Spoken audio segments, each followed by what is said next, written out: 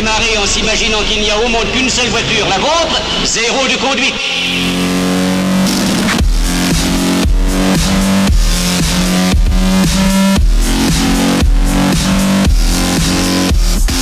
Chaque mardi de 18h à 19h, retrouvez BLE Motors.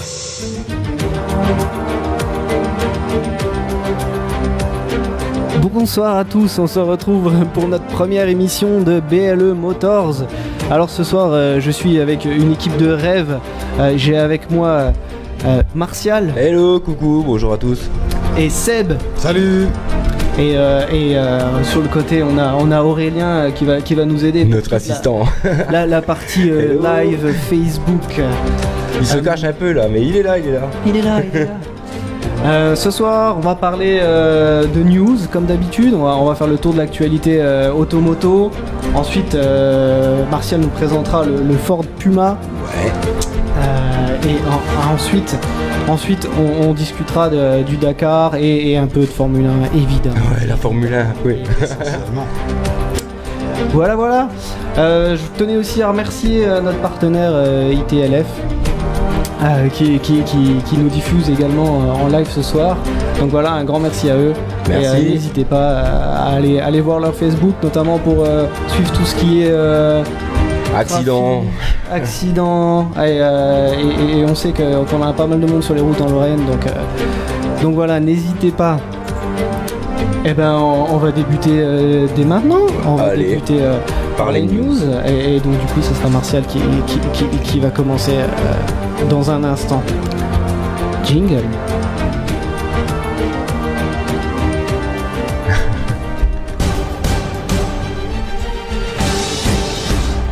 J'aime bien ce son. Ouais. Voilà, c'est parti. Allez, c'est parti. Allez, une Martial. petite news. Bah, je vais déjà commencer par une question. Selon vous, quelle a été la voiture la plus vendue dans le monde en 2019? Donc l'année dernière. Après vous, allez, un petit Une sondage. japonaise, allez. Bon, allez, japonaise. moi je fais le franco-français, je dis une française. Une française dans le monde. Non, Dans le c'est monde. pas possible, c'est pas pas distribué aux dans le monde. États-Unis. Ouais. Ouais, on a bien raison. Une C'est bien une Toyota. japonaise, une Toyota Corolla qui l'emporte avec 1 20 887 exemplaires. Ce qui est quand même pas mal, hein. Elle devance le Ford F-Series qui se contente de 875 194 unités, c'est précis. Hein. C'est très Mais précis. très précis. Mais le Ford, il n'est vendu qu'en Amérique du Nord. Donc voilà. La Ok. palme- Et sous plusieurs versions, si je dis pas de bêtises. Sous plusieurs versions, voilà. Et en fait, c'est assez similaire à 2018. Ouais, le classement ne change pas trop, quoi. On verra 2020. Ouais, bon, on refait le point dans un an alors. On fait le point dans un an. Actualité suivante, moi je voulais discuter avec vous j'appelle ça le feuilleton Carlos Ghosn, quoi, parce que l'aventure, oh là là, je vois Seb qui est là, qui fait non, pourquoi C'est marrant toute cette histoire quand même, ça fait un remue-ménage, j'ai l'impression de voir que ça dans les news. Ouais, c'est surtout plus politique qu'automobile Oui, désormais. c'est ça. C'est ça le Ouais. C'est de la politique intérieure le gros entreprise. problème, quoi. Non, en plus, c'est vrai que si on veut vraiment être dans l'actu, en plus, on a vu récemment qu'il allait peut-être attaquer Renault Nissan en Ah, mais justice. c'est pas qu'il va peut-être, c'est qu'il demande à Renault d'avoir ses primes de retraite. Ouais. Pour la retraite, voilà. C'est un combat français, ça, la C'est ça. retraite. Hein. Voilà, c'est très politique. A priori, moi, de ce que j'ai lu, c'est que c'était dans son contrat, donc a priori, il est dans ses droits. C'est ça. Normalement, mais bon, ça fait tellement un tollé que Ouais. du coup, il y a deux poids, deux mesures, je dirais. Ouais, ça On va. pourrait avoir peur pour le mariage Renault-Nissan. À mon avis, c'est terminé bientôt. Ben justement, non. En fait, au final, ça c'était le Financial Times qui avait parlé justement de comme quoi que certains dirigeants japonais cherchaient une voie de sortie à ce mariage. C'est Nissan qui cherche à Voilà, partir. mais le président Jean-Dominique Sénard, qui est le président du constructeur français, donc actuellement, il dit clairement qu'ils démontreront que c'est totalement faux. Bah, Prochainement. Donc on verra. Renault a proprement dit cherche à faire en sorte que l'alliance Mitsubishi-Nissan monte bien. Le seul souci dans cette histoire, c'est que Renault détient 43% de Nissan, alors que Nissan n'a que 15% des parts de Renault. C'est C'est ça. ça qui tique un petit peu. On verra bien. Ouais, oui. Actualité suivante. Allez, suivante, la DS3. Et ben ça y est, c'est fini. C'est fini. Voilà, il l'avait dit au mois de juin, donc c'est pas vraiment une surprise, 10 ans de carrière. C'était le tout premier modèle de la marque chic de chez Citroën. Ouais. Donc vient de disparaître ce mois-ci du configurateur DS, qui donc désormais ne propose plus que 2 modèles, le DS3 Crossback et le DS7 Crossback, en attendant la berline DS9 qui n'arrive pas. on l'attend. Ouais, moi je trouve que c'est dommage parce que ça a été un des premiers coups de cœur, je pense, de pas mal de monde, cette petite DS3. Elle était mignonne. C'était surtout parce que c'était l'effet de mode, on va dire. Quoi. Il venait de lancer une marque comme ça, c'était plus la curiosité qu'autre chose. D'ailleurs, lui-même, je crois que si je dis pas de bêtises, c'est qu'une base de C3. Quoi. Ouais, elle avait un prix assez élevé d'ailleurs. Justement, il voulait jouer le côté premium à la française. Quoi. Il voulait essayer d'aller concurrencer les marques comme Infiniti, comme Lexus. Et d'après toi, il était là le premium ou pas? Non. Oui et non. Ouais. On va dire qu'elle a eu ses débuts de naissance, quoi. Mais de toute façon, ce sera pas renouvelé. C'est un modèle qui sera pas renouvelé. C'est pas un marché qui est florissant pour la France. Regarde Renault, ils ont voulu tenter le coup avec Initial Paris, les ventes s'écroulent. Quoi. Initial Paris, c'est le nom d'un modèle, ça? Non, Initial Paris, Renault à la base, Initial chez Renault, j'en sais quelque chose forcément, c'était le dernier niveau de finition le plus élevé. C'était le full haut de gamme. Seulement le problème, c'est que le positionnement prix par rapport au marché, en France, il est très mal situé. Du coup, les véhicules ne se vendent pas. Ils voulaient créer une marque à proprement dit Initial Paris, mais vu le flop des modèles en finition initiale, à mon avis, je pense pas que ça verra le jour. Je pense que malheureusement, on souffre toujours de se dire c'est une marque française, quoi, entre guillemets. Et dans la tête de certaines personnes, c'est négatif. Alors que ça c'est pas que c'est négatif, c'est que si tu veux un véhicule français dans l'inconscient collectif, c'est du véhicule populaire. C'est pas du véhicule de standing. C'est pas au niveau des Allemands, c'est pas au niveau. Donc, il y a ce rapport-là entre l'inconscient collectif, je dirais, et la réalité du marché. Je reprends ce que dit un peu Seb, c'est que c'est vrai, par exemple en Chine, ils avaient clairement pris des Renault, mais clairement sous Initial Paris, c'est-à-dire qu'on avait effacé même le logo Renault. En revanche, si tu vas en Roumanie, une Dacia est loguée Renault.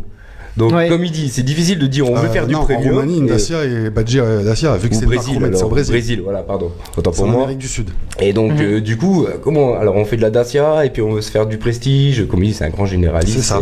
Ouais. Il faut que Renault reste dans ce qu'ils savent faire, c'est-à-dire des voitures populaires. Ce qui marche le mieux chez Renault, c'est la Twingo, la Clio, le Capture. Ouais. Si tu regardes bien, c'est les 3 plus petites. Bon, désolé pour la DS. Hein. Mais on a zappé Citroën du coup.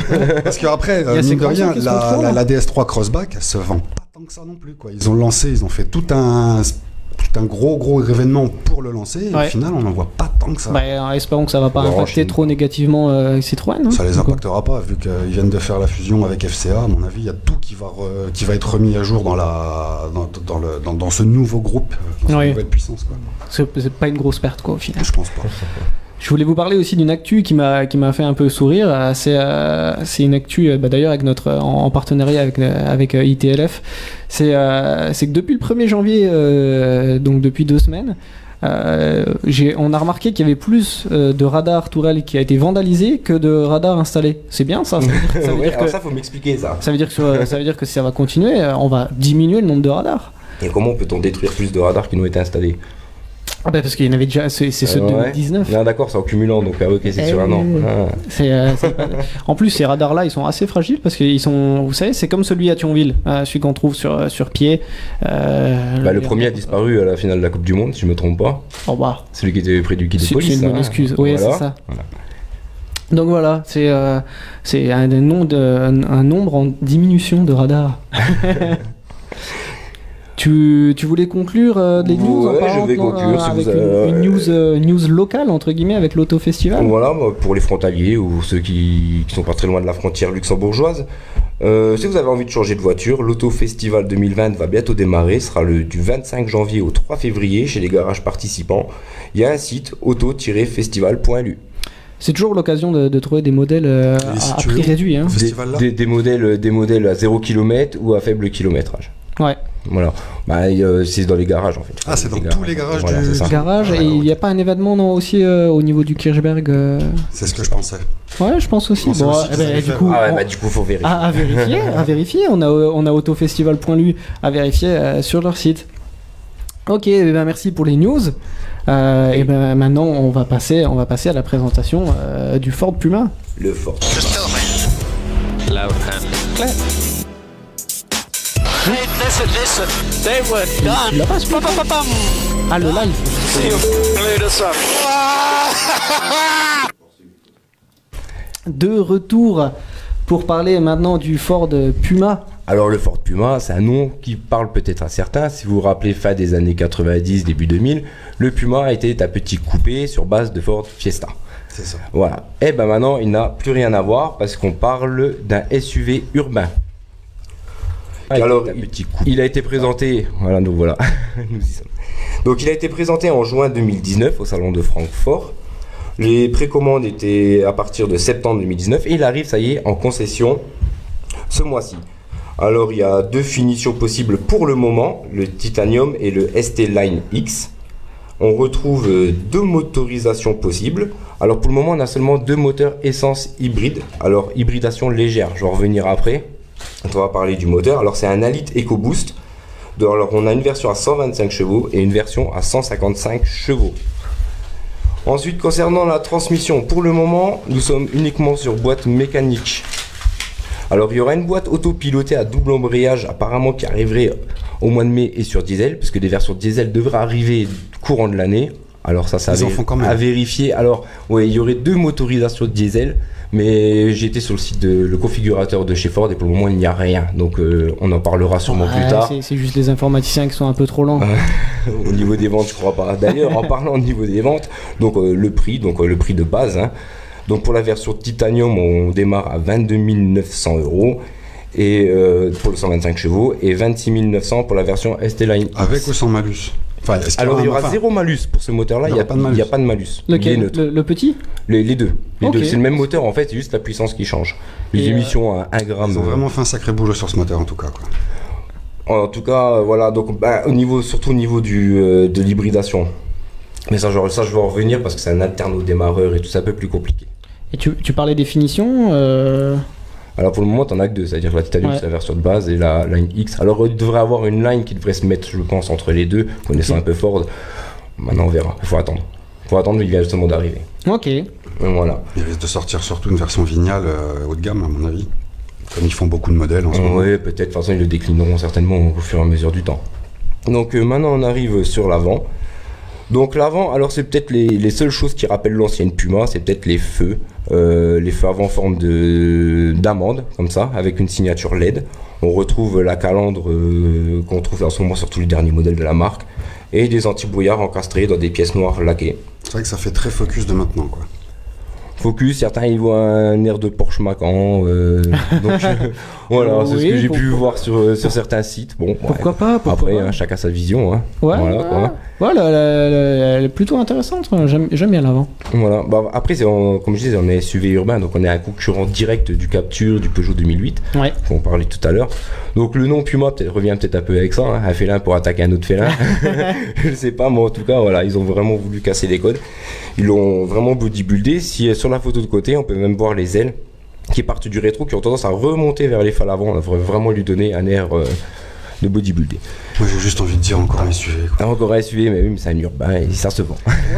Que ça quoi. Quand tu vois que comme on a discuté par le passé entre nous, que tu vois que les marques premium de sport s'attaquent aussi à SUV. Ferrari qui lance un 4x4, Aston. Voilà. Si vous vous souvenez, quand Porsche a lancé l'idée de son premier 4x4, le Cayenne, c'était une tollée et au final, ça a été un succès énorme et tout le monde s'y met, quoi. Donc ouais, le SUV, je pense que on va les voir encore pendant un certain temps. J'ai envie de dire malheureusement.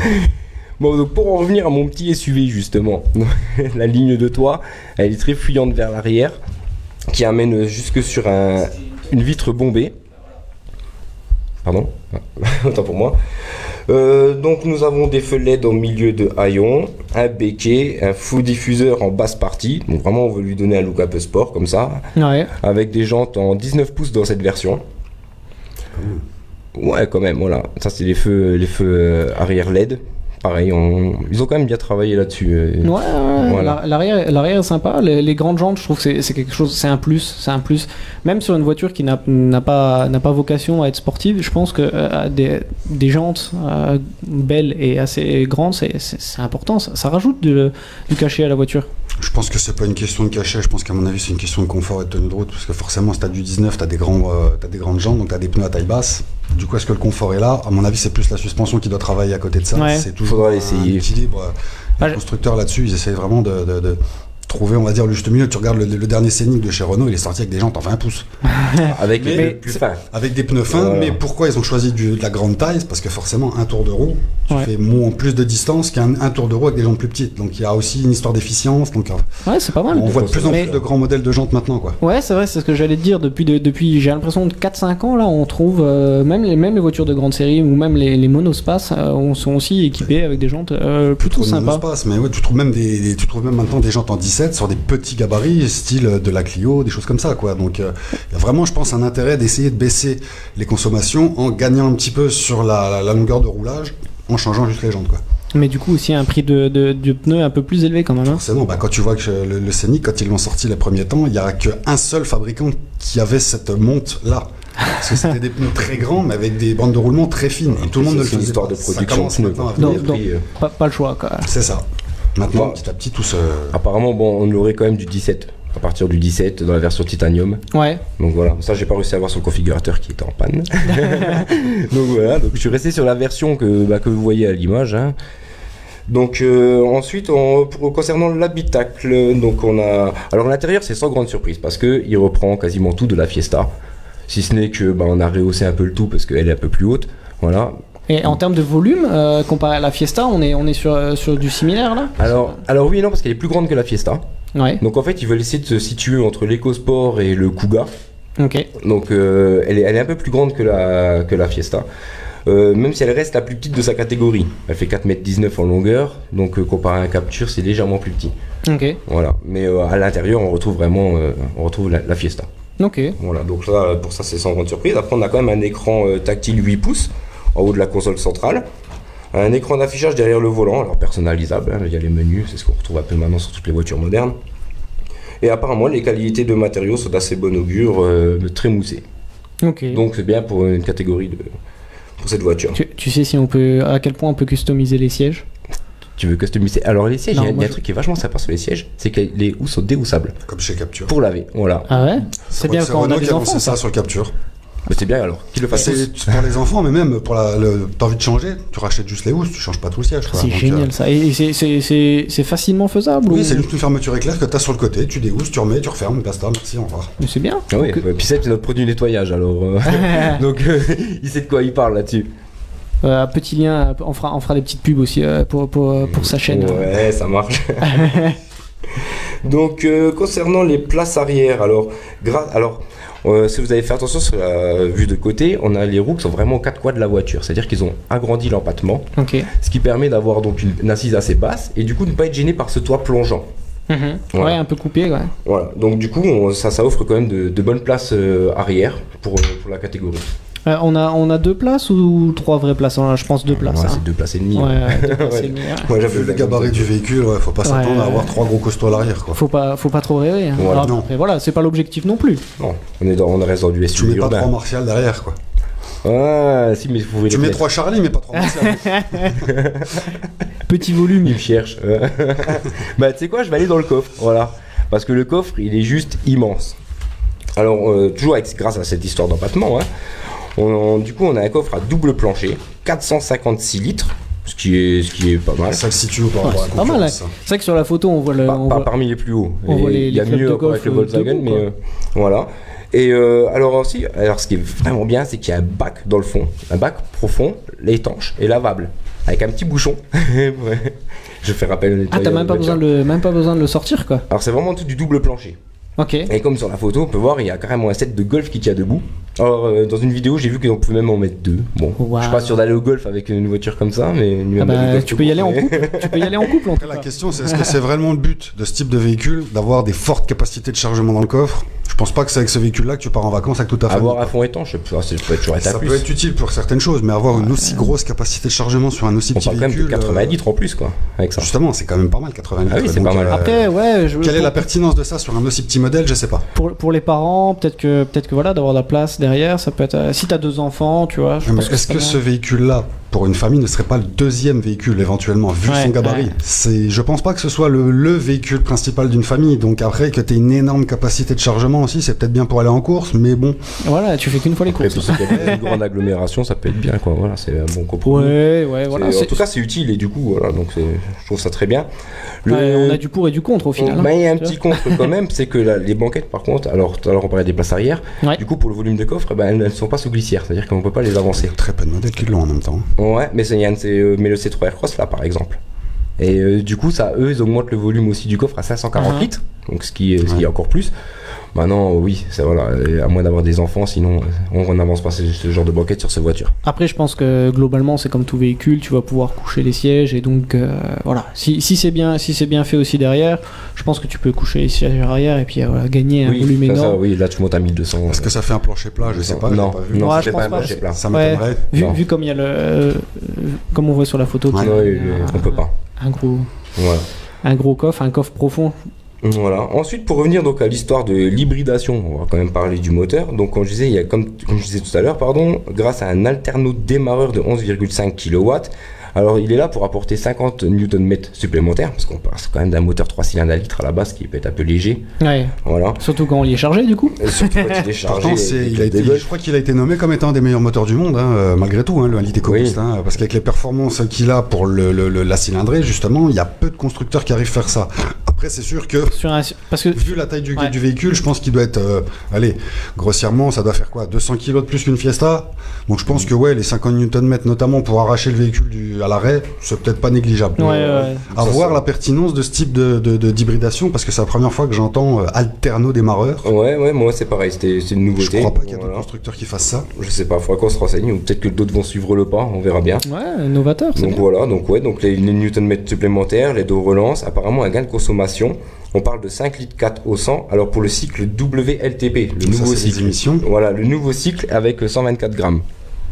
Donc on est parce que le constructeur le donnait à 4 litres 2. Voilà. Après, entre les données que donne le constructeur et ce qu'on voit en réel, c'est pour ça que j'ai bien précisé la WLTP. Ouais, mais du coup, cette nouvelle norme, la WLTP, là, elle s'approche peut-être un peu plus de vraiment la consommation. C'est celle qui nous fait les nouveaux barèmes pour le malus de cette année. Oui, mais c'est ça aussi qui a été remis en cause dernièrement, comme quoi les tests qui étaient effectués pour cette réglementation-là ne représentaient peut-être pas forcément tous les cycles de conduite. En tout cas, c'est la nouvelle qui rentre en vigueur désormais. Pour le moment, en tout cas, c'est celle-ci. Pour tous les véhicules, à partir de maintenant. De cette année. Et en termes d'équipement, ça donne quoi alors ce petit Alors maintenant, on y arrive aux équipements. Donc on peut avoir en option des sièges avant massants. Massant. Voilà. Les bouchons, c'est stressant. T'es dans les bouchons, tu t'ennuies. Mais moi, tu me mets ça, je vais faire une sieste après. Pas forcément, parce que c'est pas non plus. T'es pas dans la salle de massage. C'est juste des points d'appui à certains endroits du dos. Et ça vient surtout pour. Enfin, moi qui ai déjà utilisé ce genre de siège sur des véhicules, ça vient plus désengourdir, je dirais, le bas du dos quand tu fais de la route depuis un moment, quoi. Mais du coup, attends, tu mets les sièges chauffants et tu mets je sais pas comment on peut appeler ça, le fait qu'elle accélère et qu'elle freine toute seule dans les bouchons. Mais c'est bon. Quand tu te semi-autonome dans les embouteillages. Ouais, c'est ça. Je fais ma sieste. Ah bah c'est beau, c'est la technologie de maintenant en tout cas. Attends un peu avant de faire la sieste, je pense. Attends qu'il fasse des véhicules plus autonomes. Ouais. Toujours pour rester sur la technologie, pour avoir un modem grâce avec une carte SIM, la voiture elle pourra communiquer avec d'autres voitures ayant la même technologie pour avoir des informations sur les embouteillages, objets sur route ou encore des accidents. Alors ça reste également une option. Mais ça, du coup avec les véhicules de la même marque aussi de chez Ford ou... sûrement déjà de la même marque et après peut-être du même groupe. Je pense que ça va être un système qui dans le futur va être amené à être assez généralisé, et justement on parlait de véhicules autonomes. Si tu veux avoir plusieurs véhicules autonomes en circulation sur des axes, il faut forcément que tu passes par les véhicules vont commencer à communiquer de façon de plus en plus entre eux, donc ça commence déjà avec des systèmes comme ça. Mais d'ailleurs, il me semble que Tesla fait déjà ça, véhicule communication inter-Tesla. Ouais, alors Tesla, j'ai même vu que bientôt les voitures allaient parler à leurs conducteurs. Ça, c'est une info. Est-ce qu'on peut les comparer aux autres constructeurs Tesla? Non, pas vraiment. C'est quand même à part, malgré tout. Pour l'instant, dans la Silicon Valley, là-bas, ils ont d'autres législations que nous, ici en Europe, donc ils peuvent se permettre d'autres choses. Clairement, oui. Qu'on ne verra jamais, en tout cas pas tout de suite chez nous. Donc pour revenir à la Puma, toujours grâce à ce modem, on peut utiliser son smartphone pour activer le chauffage, par exemple démarrer le moteur. Alors démarrer le moteur sera seulement sur la boîte à double embrayage, qui arrivera plus tard. Évidemment, il faut qu'elle soit en position neutre, voilà et tout. Donc, ok. Donc voilà. Donc ça, on retrouve déjà ça sur certaines voitures électriques, voitures hybrides. Voiture premium aussi, même pas une Renault Zoé déjà, ouais. tu peux la faire fonctionner avec le téléphone, activer la clim et le chauffage et tout à distance. Contrôler, voir où ta voiture en est au niveau de la charge et tout ça. Donc. C'est pas mal ça. Tu peux dégivrer le pare-brise avant d'aller au véhicule, quoi. Tu peux vider la batterie avant d'aller dans le véhicule. C'est ça. En général, si ce type de véhicule il est garé, en général il est relié à une prise. Ouais, c'est vrai. Dans 80% des cas. Voilà. Sinon, qu'est-ce qu'on a d'autre? On peut recharger son téléphone par induction, donc ça devient un peu courant. Alors par contre, elle va être équipée de 12 capteurs ultrasons, 2 radars et 3 caméras. Okay. Alors tout ça pour donc le régulateur, pas forcément, le régulateur adaptatif intelligent avec la fonction start and stop, donc ça on retrouve aussi sur d'autres modèles. Le freinage automatique d'urgence, couplé au système de surveillance des angles morts, il intervient désormais sur un nombre plus important de situations à risque. En fait, lorsqu'il détecte une collision potentielle avec d'autres véhicules, piétons, même cyclistes, il se met en marche ou en reculant. Ok. Donc voilà. Donc, ouais, c'est sympa ça. Ça nous sert aussi pour l'active park assist, évidemment. La caméra de recul grand angle, donc on parle d'une vision à 180 degrés. Les feux de route intelligents, les plafards, exclusivement, voilà. L'aide au maintien dans la voie, qui peut désormais reconnaître les bords de route même s'il n'y a pas de ligne blanche. Donc ça c'est bien aussi. Ouais, c'est pas mal. Voilà. Alors ça c'est une nouveauté, alors ça c'est la première fois que je découvre ce truc, vous allez me dire. Donc le freinage automatique post-collision. C'est-à-dire qu'on a eu un accident, la voiture va se mettre à freiner tout seul pour être sûr de ne pas en avoir un second derrière. Ok, oui, c'est au cas où que le conducteur est... Voilà, un impact, elle va freiner pour être sûr de ne pas taper une murette, un mur ou quelque chose. Ok, ouais, c'est vrai que... dans un fossé suite à l'accident. C'est vrai que quand t'es pris dans un accident, t'es un peu sonné et t'as pas forcément le réflexe... disons humain d'arrêter, de toucher le volant. Surtout si t'es pas en état de le faire. Ouais, voilà, c'est ça. Donc, ouais, c'est... Voilà, et puis encore l'aide à l'évitement d'urgence, donc il aide le conducteur à éviter un obstacle sur la route s'il décide de le contourner. Ok, ouais. Pas mal. Mais toutes ces options-là, je suppose, toutes ces options sont des options, je suppose. Des options, oui. Voilà. La facture va augmenter, quoi. Hein. Voilà, évidemment. Ouais, le modem est une option aussi, donc... Ok. Donc du coup le prix de base il va plus être. Le prix de base, on va être loin. Et du coup toi Martial qui a beaucoup travaillé sur ce Puma, qui a beaucoup revu ce Puma, tu t'achètes pas? Ouais, je pense que oui. Mais pas ce moteur-là. Ouais, c'est vrai déjà, que le petit moteur... un 1 litre, voilà. Après, je trouve qu'elle est vraiment bien conçue, quand même, parce qu'ils sont vraiment pas partis de la base Fiesta. Et ensuite, il y a plein de petits détails sur lesquels ils ont bien travaillé. Par exemple, la planche qu'on a au-dessus du coffre, elle est en tissu et elle va recouvrir les formes. C'est-à-dire que si on dépasse, plutôt d'avoir une planche rigide qui nous empêche de fermer le coffre, alors on connaît la toile sur certains monospaces. Ouais. Là, c'est à peu près le même principe, mais c'est vraiment du tissu qui est vraiment fait pour pouvoir être... Ok, c'est des petits détails qui font qu'on verra jamais ce qui se passe dans le coffre malgré ça. Et pour une petite voiture comme ça, elle est bien conçue. On a souvent tendance à prendre le Capture, c'est une Clio rehaussée, voilà, et puis on rajoute des trucs, voilà. Mais celle-ci, c'est une Fiesta rehaussée et puis on rajoute des trucs et puis. Pas vraiment parce qu'elle a même plus le châssis, quoi. Et à l'intérieur, oui, tu vas retrouver le volant, le tableau de bord, mais je veux dire, sinon en dehors de ça, t'as rien de la Fiesta. Et toi, qu'est-ce que t'en penses, Seb? Oui, non, peut-être à voir. Non, c'est pas pour moi. Trop. Ah, trop. Oh, bah oui, et quelle question. S'il n'y a pas le cul sur la route, pour moi, ça va pas. Même pour les Dodan, c'est mieux quand même. Ou pas. Ça dépend si tu veux voler derrière le Dodan ou pas, tu vois. Non. Une émission de radio sérieuse, on respecte le code de la route. Donc les Dodan, c'est toujours doucement. Ah oui, pardon. 30 km/h, 50 en ville. Hein, voire 30 des fois. Voire 30, oui. On respecte. Évidemment. Ok. La route n'est pas un jeu. Ben, merci bien pour la présentation, Martial. Et puis on va passer à la rubrique suivante.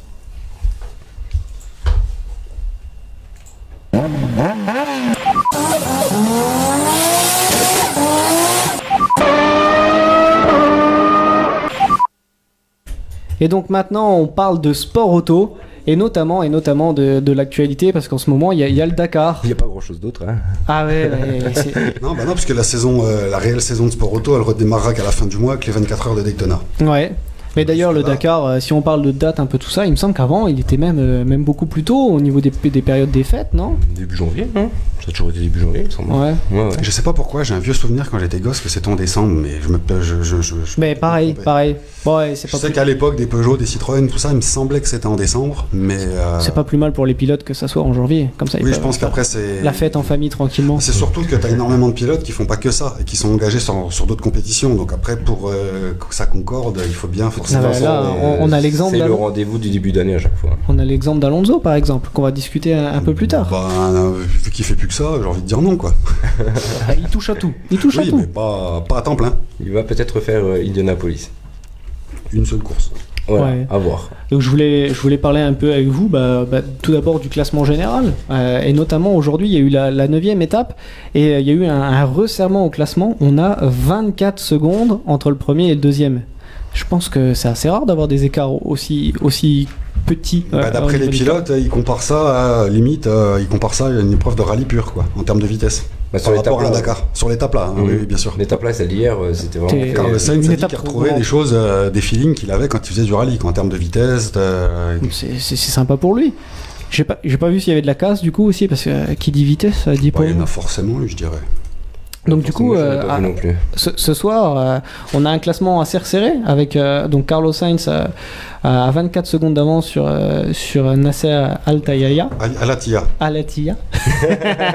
Tout à l'heure, j'ai déjà essayé de le dire, je me suis dit, oh là là. C'est tout simple, Al-Attiyah. Et notre Français, Stéphane Peter-Hansen, qui a gagné aujourd'hui, qui est troisième à 6 minutes. Tout est jouable en fait pour les trois là en fait.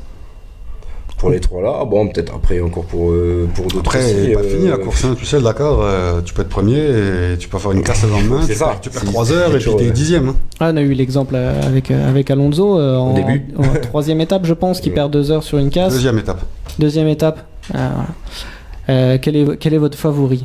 Le Carlos? Non, moi je suis peut-être un peu chauvin, mais Peter Hansel, ouais. Ouais, ça ferait plaisir. Ouais. Je le vois pas gagner Peter Hansel. Je le vois pas non plus, mais il a pas son Déjà, Peter Hansel, il devait faire le Dakar avec sa femme comme copilote. Ça s'est annulé à la dernière minute pour des raisons de santé. Il a pas son copilote de toujours qui est devenu, qui fait partie de l'organisation du Dakar au niveau des roadbooks.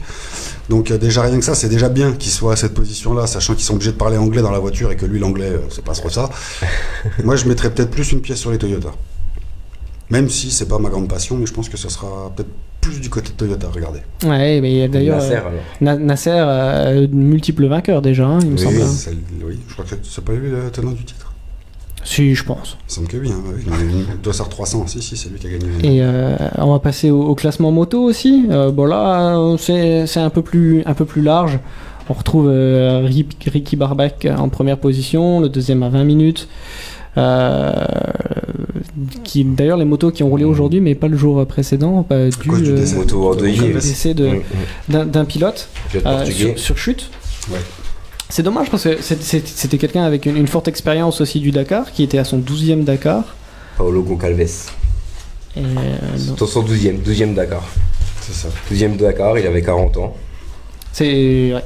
Après, l'expérience fait pas forcément. C'est ça, parce que un accident, n'importe quoi. Parce qu'il rien t'arriver, quoi. Peut-être, un endroit piégeux, de la fatigue, etc. C'est un peu Enfin, je vais dire, les endroits piégeux, la fatigue, c'est un peu le but de ce genre d'épreuve. Après, c'est sûr que les gens se trouvent, c'est pas le but, ça c'est sûr. Les motards sont quand même beaucoup plus. Le motard et quad, on va préciser, c'est quand même beaucoup plus exposé que les pilotes auto.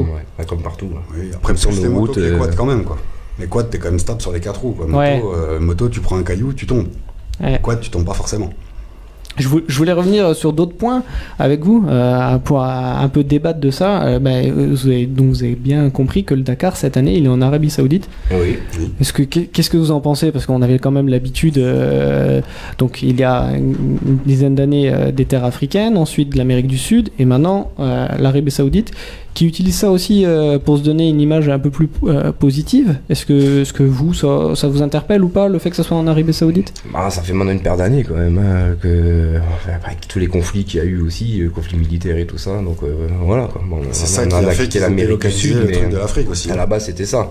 À chaque fois, quand ils quittent un continent, c'est souvent pour des problèmes politiques, des choses comme ça. Et c'est comme ça qu'ils ont quitté l'Afrique à cause des guerres qu'il y avait tout le temps là-bas. Après, ils sont partis en Amérique du Sud, il y a aussi des guerres, donc ils repartent. C'est un éternel recommencement. Donc a priori, la zone géographique de l'Arabie Saoudite sera avec nous pendant quelques années. Ouais, si on ramène vraiment le Dakar à son origine, à la base, on peut même remonter à Balavoine.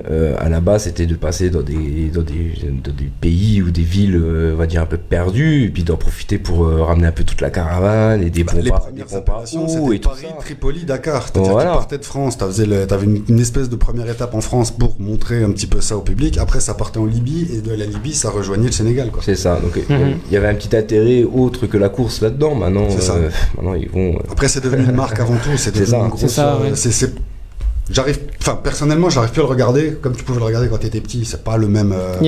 C'est pas pareil. Il y a une perte de charme, clairement. Ouais. Je voulais revenir aussi sur un sujet de discussion qu'il y a eu pendant la course, c'est les pneus. Donc le Nasser, parce que si tu regardes bien, il y a quasiment que les pilotes Toyota qui sont pleins des pneus. Donc du coup, moi, problème Toyota ou problème oui, clairement. Si les autres marques n'ont pas de problème de pneus et qu'il n'y a que Toyota qui a eu des problèmes de pneus, c'est que le problème ne vient pas des pneus, mais de la voiture.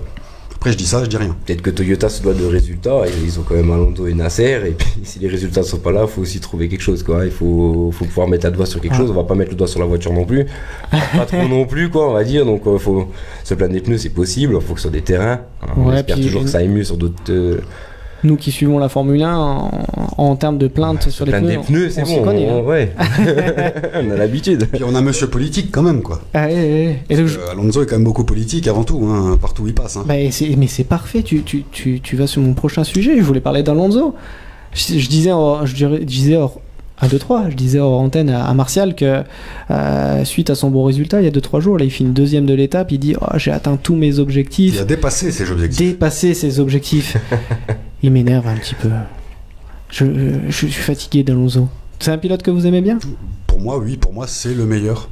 Le meilleur ? Il est bon sur tous les... Tu le mets en endurance, il est bon. Tu le mets en F1, il est pas mauvais. Tu le mets en IndyCar, il est pas mauvais. Il a quand même mené plusieurs tours quand il a fait une 500. Tu le mets au Dakar, il arrive à finir 2e. Qu'est-ce qui fait de mal ? Qu'est-ce qui foire quand il fait ? Après, le seul regret que j'ai sur Alonso, c'est qu'il a souvent pris de mauvaises décisions. Par exemple, quand il est arrivé chez Ferrari, c'était pas la bonne période. Il est parti chez McLaren, c'était pas la bonne décision. Mais à côté de ça, ça n'enlève rien à ses qualités de pilote, quoi. Oui, un vainqueur quand même de beaucoup de courses différentes. Il va participer à l'IndyCar, a priori, cette année. Non, mais il fera peut-être qu'en one-shot l'Indy 500, parce que les 2 places chez McLaren, Schmidt-Peterson, Arrow, ils sont déjà prises par des jeunes. Alonso, c'est un personnage, il faut le voir en 2 parties. Le pilote et le bonhomme en lui-même. Le pilote est très opportuniste. Ouais. Et voilà, donc d'ailleurs, il saute sur toute opportunité, comme là pour le Dakar, s'il peut le faire, il le fait. C'est ça. Donc ça, c'est très bien. Après, d'un autre côté, il y a son caractère. Et là, ça passe ou ça passe pas aussi. Il est aussi réputé pour avoir son... C'est ce que je dis, il est beaucoup politique. Voilà, c'est ça. C'est ça. On l'a vu taper ses colères. Bon, légitime avec McLaren, on veut dire, je crois que n'importe qui aurait pu supporter, personne n'aurait pu supporter ça. Mais voilà, on sait qu'il est très caractériel et ça peut lui jouer aussi des tours. Maintenant, le Dakar, moi personnellement, je comprends pas qu'est-ce qu'il fait là. Le Mans, je veux bien, on est sur de l'asphalte. Qu'est-ce qu'il fait là ? Il a simplement fait une saison, la super saison du WEC au sein de Toyota. C'est la même branche qui fait. Oui, voilà, c'est la même branche. Ils lui ont proposé, il a dit oui. Voilà, une opportunité. Maintenant, quitter l'asphalte, je veux bien pour une expérience. Alors si maintenant il dit j'ai surpassé mes objectifs parce que pour lui c'était juste d'y aller et de faire son expérience. Alors oui, dans les cas-là, il a surpassé. Mais connaissant Alonso, il est là pour gagner. Il n'est pas là pour autre chose. Je pense que dans les cas-là, je pense pas qu'il a participé au Dakar là pour gagner. Je pense qu'il a participé au Dakar là. Au moins une étape. Je pense que voilà. Quand il a vu le résultat ces derniers jours, il vise une victoire. Mais je pense pas qu'il arrivera à l'avoir. Après, il est surtout là pour savoir si il peut gagner par le futur. Parce que si tu regardes bien le Dakar en auto, t'as rarement des pilotes de 25-30 ans. Mais t'as plutôt des pilotes proches, 40, 50 ans, des vieux roublards, on va dire. Il est plutôt en train de rejoindre cette portion-là de personnes. Donc on va peut-être, à mon avis, moins en moins le voir sur des circuits purs et plus dans ce genre d'événements-là qui correspond peut-être plus à une autre vision qu'il a du sport auto. Et puis surtout que par rapport à son calendrier, même parce que lui, c'est quand même quelqu'un qui a un calendrier assez chargé en termes de courses, là ça tombe bien, début janvier, comme tu as dit, aucune course sur circuit, il est libre, il s'amuse. Voilà. Après, j'ai pas entendu dire qu'il avait participé aux 24 heures de Daytona, chose qu'il avait fait, il me semble, l'année dernière et l'année avant. Là, j'ai rien entendu pour cette année. Là, son programme sportif de l'année 2020, pour le moment, il n'y a pas trop de. D'écho. Ce qu'on sait, c'est que déjà, il n'ira pas faire de la moto, parce que récemment, il a critiqué l'échange Hamilton-Rossi. C'était assez sympa. Ouais, mais après, bon. Je vois pas l'intérêt de critiquer. On sait tous qu'Hamilton fait de la moto depuis des années. On sait tous que Valentino Rossi a déjà conduit une Formule 1 grâce à Ferrari par le passé. Donc, oui, il n'avait pas. C'est un bel échange. Pourtant, Alonso, c'est l'année dernière, il a fait un échange de baquets avec Jimmy Johnson avec une NASCAR à Bahreïn, donc pourtant ça dérangeait personne. Donc pour ça, c'est beaucoup de la politique, c'est beaucoup du blabla. Oui, c'est bien. Ouais, en fait, il est toujours là. Il est toujours là. Il est plus en Formule 1, mais on entend toujours. Il a raison, il a un nom. C'est une superstar, ça lui donne des opportunités. Il peut faire des courses à droite à gauche grâce à Toyota, grâce à avant les partenariat McLaren. Donc pourquoi pas, il a raison. Et alors du coup, la question, est-ce qu'on va le revoir en 2021 en Formule 1? Non, tu le reverras plus en F1. Pourquoi? Parce que c'est quand même un pilote qui a faim. Ouais, mais maintenant, pour les standards de la F1 actuelle, il devient trop vieux. On aurait pu dire oui un peu à la Schumacher, hein, si on veut ça, s'il y avait vraiment une équipe qui venait de naître, qu'il faudrait construire, voilà, on paye un pilote je pense pas qu'il a très expérimenté, mais qui il y a personne. Bah, c'est ce qui est déjà arrivé chez McLaren au final, parce que quand il a débarqué chez McLaren, c'était une équipe qui était plus ou moins en reconstruction, nouveau moteur, etc., etc. Et au final, ça a été assez difficile pour lui. Au final, ça n'a pas marché. Bon, il y a eu... Alors, c'est difficile de mettre la faute sur Honda. Clairement, le moteur, il n'était pas là, mais maintenant, Honda arrive à faire quelque chose avec Red Bull. Alors, bon... Ouais, mais regarde, en parallèle de ça, le châssis McLaren s'est nettement amélioré. Et ils étaient très bons, McLaren, l'année dernière. Donc, au final... le quatrième, hein, mine de rien. Bien sûr. Et est-ce que McLaren n'a pas commencé à fonctionner quand Alonso est parti? Non. Il y a tellement d'autres paramètres qui rentrent. Non, mais par contre, McLaren a commencé à fonctionner cette année grâce au travail d'Alonso. Ouais, tu penses? Bah bien sûr. Ce qu'ils ont fait l'année dernière, lui et Van Dorn, ça a énormément servi pour le développement du châssis cette année. C'est pas Carlos Sainz et Lando Norris qui ont développé le châssis de cette année. C'est sûr. Donc il est forcément impliqué. Il fait toujours partie de la maison McLaren. Donc il est quand même de bons conseils. Il a quand même un gros bagage technique derrière lui. Donc les succès de 2019 de McLaren, enfin si on peut appeler ça des succès, les bonnes performances de McLaren de cette saison 2019, il y a une grosse partie. On peut remercier Alonso, bien sûr. D'ailleurs, en parlant de Formule 1, il y a des écuries qui ont commencé à annoncer leur date de présentation. Alors j'ai le calendrier sous les yeux.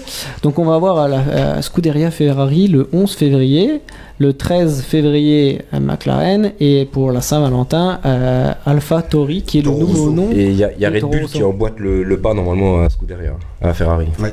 Même jour le lendemain, il me semble. Ok. Le 12. Et j'ai entendu dire que Ferrari a été en avance sur son programme de développement. J'ai juste entendu dire qu'ils avaient réussi les crash tests, c'est tout. Oui, voilà, c'est déjà une bonne avance.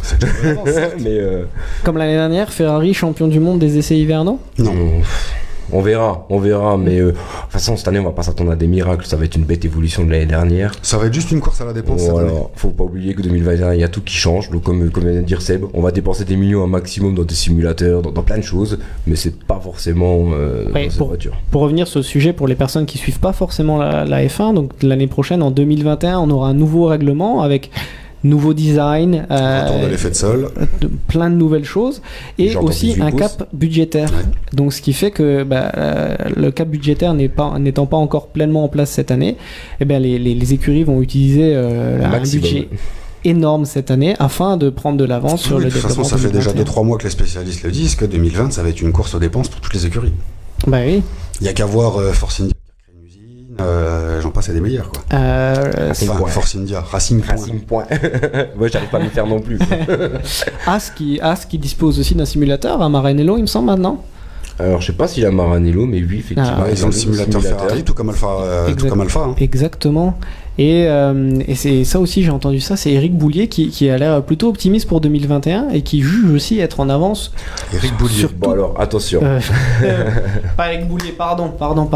Je vis encore dans le passé. Le manager de Renault, Cyril qui pense être en avance sur toutes les écuries. Bon, alors, attention, on est avant les essais hivernaux et on est dans le bon bluff. C'est-à-dire que là, il faut rassurer les sponsors, il faut machin. Voilà, on a une image à donner. De Renault, hein. De Ferrari et des autres. Tout le monde va bien, et puis au bout d'un moment, on va dire oui, mais on verra bien. On verra ce que font les autres quand même. Donc là, on est encore dans la phase super positive. Exactement. Bah, forcément, ils vont pas partir avant même le début de la saison, ils vont pas te dire que leur voiture c'est une merde. Ah ouais. Ça ne peut pas me permettre l'expression. Donc forcément, tout est beau, tout est merveilleux. Aux présentations de la voiture, bien, ça sera la plus belle. Ça sera la plus rapide, on verra sur la piste, mais à mon avis c'est encore pas cette année que les Renault seront là quoi. Ouais. Oh. Pas trop optimiste. Alors, pour qu'ils soient là, il faudrait qu'ils aient... Je suis un petit peu salarié, donc j'en sais un petit peu, quoi. On sait que le moteur est bon. Ça oui, Ocon l'a confirmé, il est très bon le moteur. Il a retrouvé beaucoup de choses. Maintenant, il faudrait refaire toute la voiture, il faudrait revoir toute la voiture, tout le châssis. C'est pour ça qu'ils ont changé le directeur technique, c'est plus Nick Chester. Est-ce que toi, honnêtement, en tant que constructeur, tu rechangerais ta voiture pour un an? Non, clairement pas. On est d'accord. Voilà. Mais alors que faire de cette année? Ça veut dire qu'on va peut-être essayer d'insérer des pièces qui seront pour 2021, les mettre en 2021. On va peut-être déjà préparer Ocon. Ça sera pertinent tellement il y aura d'écart. En termes t'auras pas les mêmes ailerons avant ni arrière, t'auras plus de déflecteurs sur les côtés ni de dashboard, les pneus seront pas les mêmes, tu passes de 13 pouces à 18 pouces. Il y aura, à part le moteur, il y aura rien de similaire entre 2020 et 2021. Donc ça va être moi je pense qu'on va avoir une redite de la saison 2019 quoi. Du coup c'est au board de Renault qui se mord un peu les doigts d'avoir encore une saison dans le vide. Je pense qu'ils attendent 2021 comme beaucoup. Voilà, ce sera peut-être moins catastrophique, évidemment. Je pense qu'ils ont trouvé un peu leurs problèmes et pour corriger tout ça. Grâce à Ricciardo d'ailleurs. Voilà. Maintenant, on verra. Pour moi, si je devais vraiment miser sur quelque chose, je miserais sur Red Bull Honda. Ils me font peur. Ils me font peur. Je pense qu'ils vont progresser par rapport à l'année dernière. Je pense que par le même coup, AlphaTauri, va aussi dans le même, parce qu'il bénéficie forcément de tout le bagage technique de Red Bull. Donc à mon avis, il va y avoir un resserrement au niveau de certaines écuries de milieu de grille, donc AlphaTauri, McLaren, Renault, j'ai un doute. J'espère Alpha, parce qu'il y a quand même, ils ont quand même la meilleure soufflerie du monde à Inwil, donc il y a quand même du. Mais par contre, tu me demandes mon avis sur Williams, je vais te dire que je crains que ça soit, parce qu'ils ont annoncé que 2019 c'était la pire saison de leur histoire. Moi je crains que 2020 c'est la pire saison de leur histoire. C'est pas fini. Parce que sachant qu'ils récupèrent un jeune pilote qui vient de la F2, qui a pas forcément d'expérience, qui est pas là pour développer une voiture, c'est pas George Russell à côté du haut de ses quelques années qui va développer une voiture. Non, ce jeune pilote, il est quand même pas mauvais. Ils sont pas mauvais, mais c'est pas des développeurs. Il a surtout pas des metteurs en point. Ah, clairement, mais il a surtout ce qui intéresse le plus Williams, de l'argent. C'est ça. Voilà, donc ils viennent avec des millions, mais ils ont perdu des sponsors. Ils ont perdu des sponsors avec Kubica, vu qu'il est parti en pilote de réserve chez Alpha. C'est Alpha qui va récupérer le pétrolier polonais Orlen qui avait chez Williams l'année dernière. Il récupère Lavazza parce qu'il y a Latifi qui arrive. Il récupère l'autre truc de nourriture, je sais plus quoi, j'ai plus le nom en tête, qui appartient aussi à la famille de Latifi.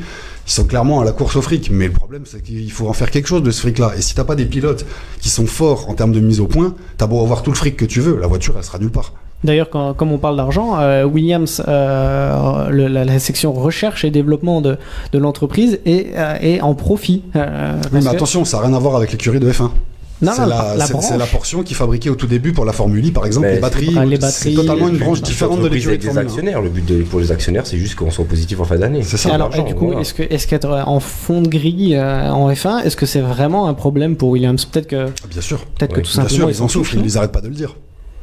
Ouais. Il n'y a qu'à voir la tête de Claire Williams à chaque Grand Prix, on voit qu'elle est dépitée, quoi. Elle est dépassée. Moi, je me mets à la place de son père, voir sa fille faire ça de son écurie. Entre guillemets, couler le bateau. Bah ouais, clairement, quand tu vois le passé de Williams et que tu vois où ils sont aujourd'hui. Ils ont connu aussi des périodes difficiles, Williams, mais là c'est clair. Il y a même l'ancien ingénieur de Ferrari qui était parti chez Williams avec Massa, la Rob Smedley, un peu roux, qui avait quitté Williams l'année dernière, qui craint lui également que 2020 il soit nulle part. Bon, bah, ça sera encore une saison blanche. Mais alors, on part assez négatif. Là, Renault, saison moyenne. Williams. Non, Renault, pas saison moyenne. Renault, saison similaire à cette année. McLaren, je pense qu'ils vont peut-être capitaliser un petit peu sur leurs bons résultats de cette année. Je les vois pas encore se rapprocher du top 3. Donc, ça va être encore les trois gros devant qui vont se tirer la bourre. Derrière, un petit resserrement avec les Renault, les McLaren, les AlphaTauri, peut-être Racing Point, je sais pas. J'espère un petit peu Alpha aussi. Et puis, en fond de tableau, il y aura Williams et As. Franchement, ils doivent revoir leur voiture aussi complètement. Ouais, mais As, c'est plus compliqué. As, quand t'as des pièces techniques qui viennent de chez Ferrari, que t'as le châssis qui est fabriqué par Dallara, que t'as la maison mère qui est à Canapolis aux États-Unis, que t'as l'usine d'assemblage qui est en Angleterre, c'est un petit peu compliqué en termes de synergie. Quand on voit qu'au bout de quelques mois, ils ont recouru avec la voiture du début de saison de Melbourne, ça montre déjà le retard qu'ils ont. Alors, c'est encore une fois, est-ce qu'ils vont vraiment combler ce retard pour un an? Je pense pas. Ils vont faire des améliorations, oui, mais.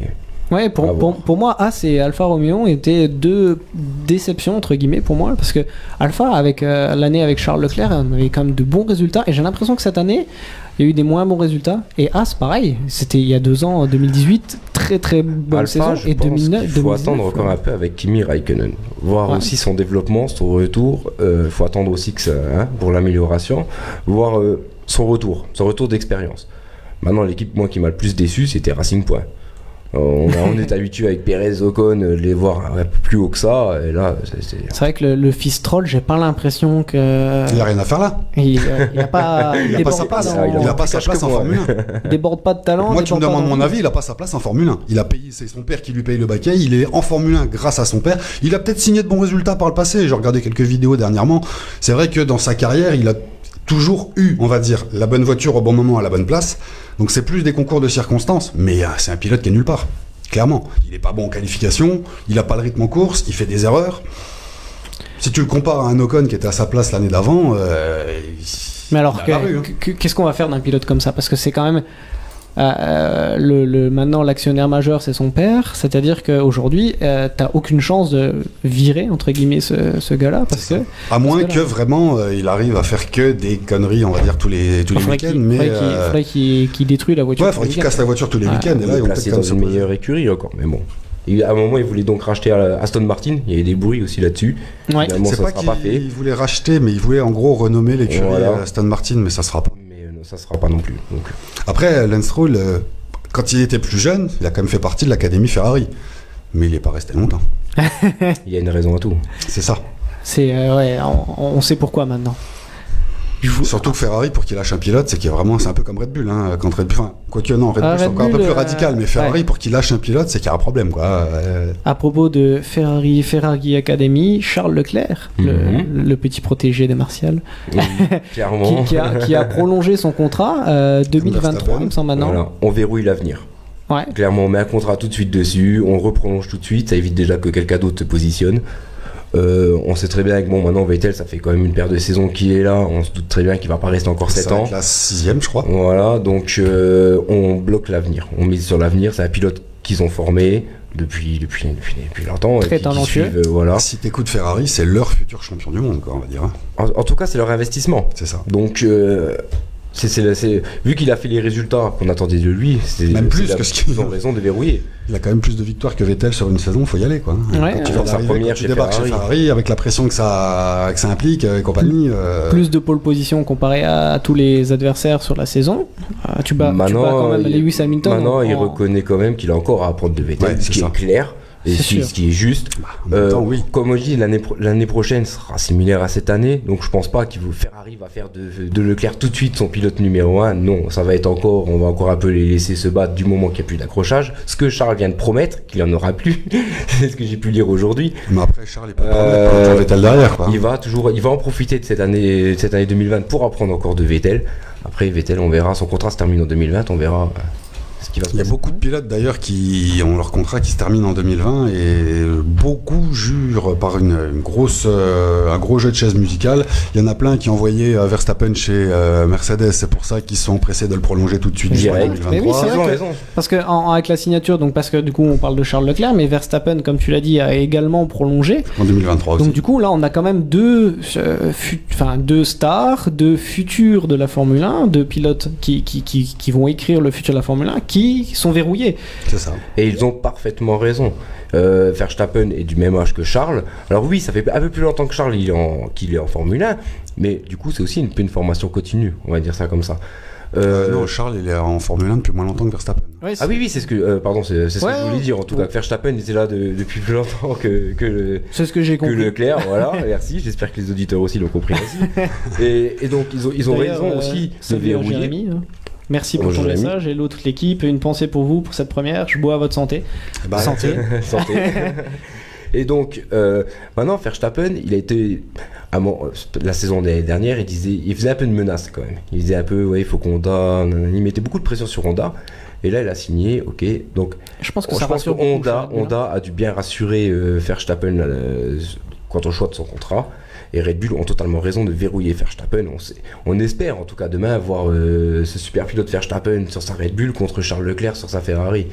Comme on a pu le voir déjà. Sauf est-ce que t'as pas le sentiment que Red Bull, à terme, il mise plus sur Albon que sur Verstappen? Non, parce qu'il faut pas oublier qu'Albon est thaïlandais, que la marque Red Bull à la base est thaïlandaise. À la base.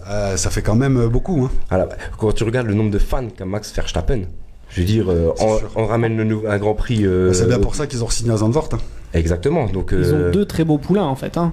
C'est en ça. termes de marque. De très beau, je n'irai pas jusque-là, mais parce que bon, Albon, il n'y a encore pas suffisamment de recul pour vraiment. Ouais, ça fait il y en a beaucoup qui l'encensent, mais si tu regardes bien sur la demi-saison qu'il a fait en comparaison avec Gasly, il n'est pas non plus des années-lumière devant. Il y a match, entre guillemets. Ouais, clairement. Il y a match, ouais. Mais du coup, on parle de contrat chez Ferrari, on a parlé de contrat chez Red Bull et chez Mercedes. Où en est Lewis Hamilton? Bon, alors déjà, ils n'ont pas pris Ocon. Donc ça. Ouais. Ils ont expliqué pourquoi. Ils ont expliqué pourquoi. Parce que s'ils le mettaient à côté d'Hamilton, il détruisait Ocon. Sa carrière était finie. C'est vrai. Moi, je pense que c'est clair, c'est possible. C'est clair. Et c'est dommage parce que imaginez un Charles Leclerc chez Ferrari, Verstappen chez Red Bull et Ocon chez Mercedes, mais quel trio de combattants pour les premières places quand même. Pour Mercedes, après Hamilton, Russell. C'est Russell qui viendra taper la bourre avec Leclerc et Verstappen plus tard, c'est sûr. C'est un pilote de la filière. Très bon pilote. Très bon pas pilote. Mauvais, il a juste pas la voiture pour l'exploiter, c'est sûr, mais ça, il n'a pas été mauvais quand il était en Formule 2, quand il était en GP3, il n'était pas vilain non plus. Donc je pense que pour Mercedes, leur futur, c'est Russell. Maintenant, quid d'Hamilton, à mon avis, je pense que ça va dépendre des voitures de 2021. Il sera peut-être encore là en 2021. Peut-être par curiosité, voir comment sont les voitures, mais moi, je pense qu'il en 2021, il y a énormément de choses qui risquent de changer, parce que comme on le dit beaucoup à l'heure actuelle, les Formule 1 de maintenant sont extrêmement faciles à piloter. Enfin, quand je dis extrêmement facile, bien sûr... Oui, c'est relatif. Voilà. Après, à voir si Mercedes sera encore là. Maintenant, oui, voilà. Si Mercedes reste en tant que constructeur... On va vite le savoir, de toute façon. Ouais. S'ils dépensent des millions cette année, c'est qu'ils vont rester. Ok, et alors, si on dans un monde imaginaire, on n'a plus Mercedes, où va Lewis Hamilton? Chez Ferrari? Non, il arrêtera. Non, je pense qu'il arrêtera à fin de carrière. Il fera autre chose. Oui. Il fera autre chose. S'il venait chez Ferrari, ce serait pour on va dire, ce serait plus pour l'image de marque, mais la publicité et tout ça. Mais quand on change d'écurie, on sait très bien, il faut des années pour s'adapter. On sait très bien que Ferrari, c'est très différent des autres écuries. Non, je le vois pas là-bas. Je vois pas non plus. Donc, et puis, pas de choix pour lui. J'ai encore lu un article hier où tu voyais Gerhard Berger qui comparait Hamilton à Senna. Il faut arrêter. Ouais, faut arrêter, c'est deux mondes totalement différents. Les voitures à l'époque, t'avais embrayage au pied, passage de vitesse manuel avec une boîte en H, il n'y avait pas de direction assistée. Les comparaisons à travers les décennies, de toute façon, ça n'apporte rien. Tu peux pas comparer. Mais c'est comme si tu comparais une Clio d'aujourd'hui et une Renault 5 d'il y a 20 ans. Tu peux pas, ça n'a rien à voir. Les voitures sont totalement différentes. La sécurité autour des circuits, dans le temps, tu avais des boîtes de paille, maintenant, tu as des Tech Pro. Enfin, il y a énormément de choses qui ont évolué, tu ne peux pas. Et je pense qu'en 2021, il y a certains pilotes qu'on a en Formule 1 à l'heure actuelle qui risquent de pas rester. Parce qu'ils auront clairement plus le niveau pour tenir une voiture. Ça va être une nouvelle génération, il faut voir comment vont se piloter ces futurs F1. J'ai envie de dire, il y a...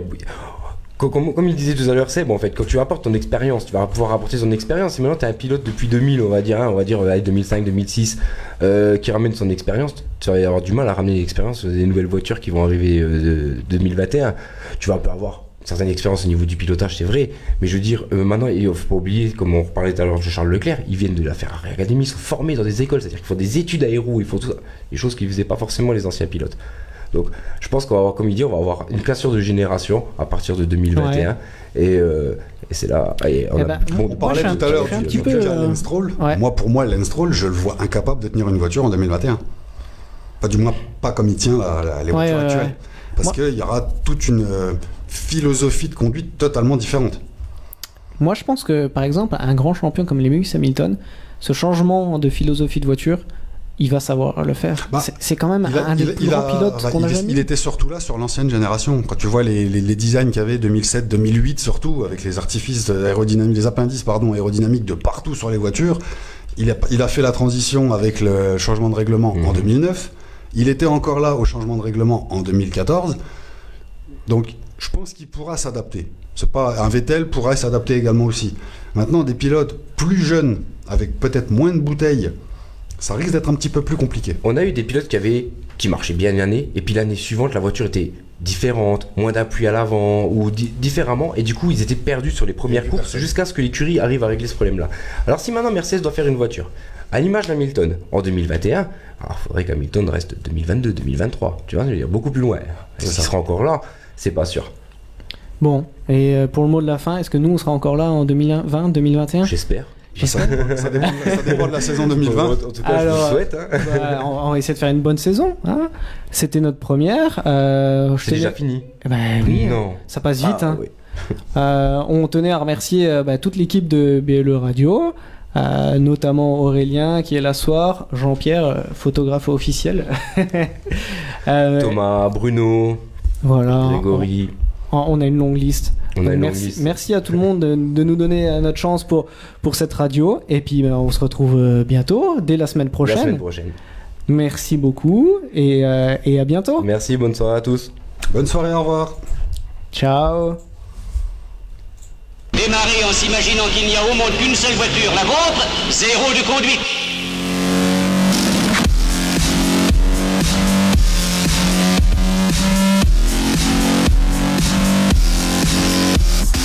Chaque mardi de 18h à 19h, retrouvez BLE Motors.